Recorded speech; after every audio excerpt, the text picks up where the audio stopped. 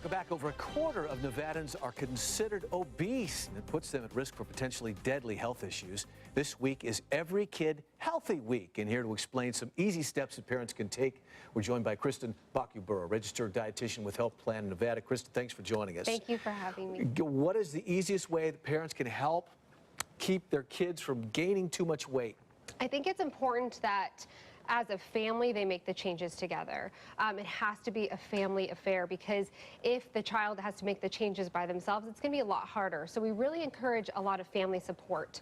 For example, making kind of dinners healthy together, getting the kids involved with the cooking, and again, doing the grocery shopping together, making it something it's for the whole family to be healthier. Let's get to the meat of the matter, if we will. What kind of diseases can sprout up from being overweight at a young age?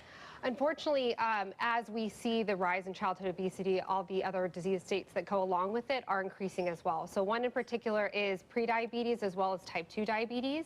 Of course, cardiovascular disease. So we're seeing kids younger and younger with high cholesterol levels, high triglycerides. So it's something where it's not too late, but it's very important to start making changes now to prevent those diseases from happening, of course. Growing up, we all learned about the 4 food groups. My Yes. parents tried to get, asparagus and peas down. I didn't eat them then. I still don't. My wife fights with me now, and I fight with my kids. So what are the healthy foods that kids should be eating that aren't the typical ones? Is there any kind of new information on that? So what I would say is, and again, it's not necessarily about having to cut out their favorite foods. It's all about trying to find balance. What do you have there? Again, if you notice here, this is kind of the goal for just kids, is the healthy plate. We used to have that pyramid, and it wasn't really something we can apply to everyday life. So the healthy plate method's great for kids because it focuses on just lots of vegetables, half of our plate, a quarter of it's that protein, and again, a quarter of it's grains. But what I always tell patients is incorporate foods that you guys like to make. For example, lasagna, but maybe try incorporating some zucchini noodles in it